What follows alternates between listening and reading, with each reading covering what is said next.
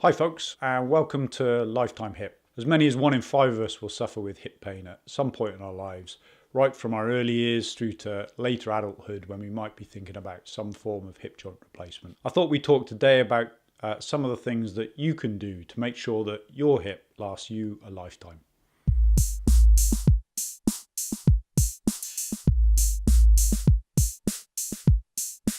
So, groin pain or pain felt in the thigh might be the first signs of some hip inflammation. If the pain's been going on for a while, then you might be thinking, do I need to consider hip joint replacement, or are there some other things that I can do? What I would say is that hip joint replacement's like an advanced machine part, and all machine parts wear out. So the longer you can put off hip joint replacement, the more likely it is to last you out for a lifetime. Before you decide to go that route, there are two key areas to look at: optimize body weight and to build muscle strength around the hip. As we bend and fight against gravity, there's a tremendous amount of force that goes through our bones, muscles and joints. And the hip joints, like the pivot on a complicated seesaw, as we shift our weight about, as much as 5 times our body weight passes through our hip joint. 10 kilograms overweight, or that's 20 pounds or stone and a half in old money, as much as 50 kilograms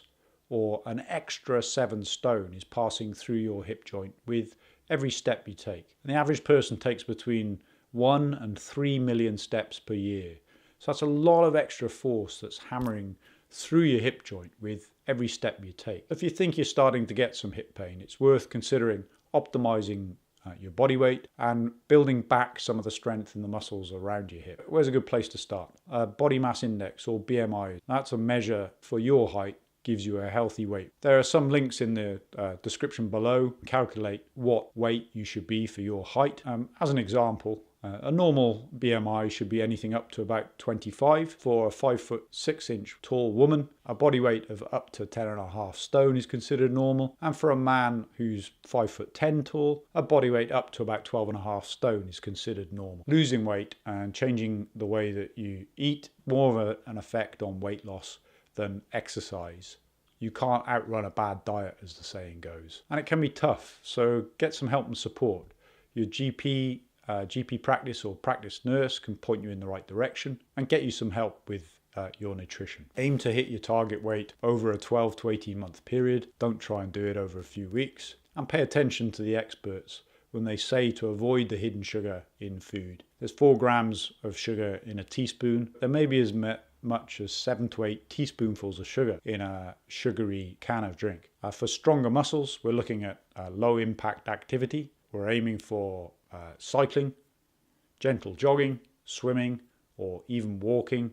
And again, scaling up activity over a 12 to 18 month period, so we slowly build up the muscle strength around the hip. And again, it can be difficult to get started, so start slowly. You might be thinking that my hip hurts, so I can't cycle or swim. Often it's the other way around. Weak muscles lead to increased hip inflammation and pain. So it's often best to think that my hip hurts because I haven't been active enough. Start off, your hip might be sore for a few days afterwards. Do little and often and scale up slowly over weeks and months. I tend to recommend exercise bike cycling because it's something you can do every day, even when the weather's not great outside. And start off gently, just turning the pedals for a minute each day. So a minute in a day in week 1, 2 minutes a day in week 2, 3 minutes a day in week 3, until you're doing 20 to 30 minutes most days.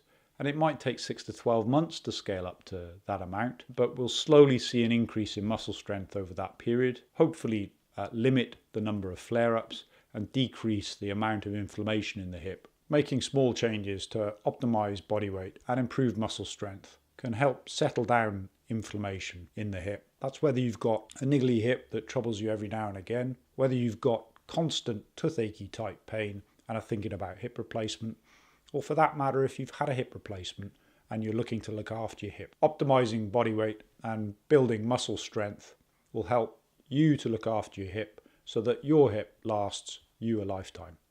Thanks for watching.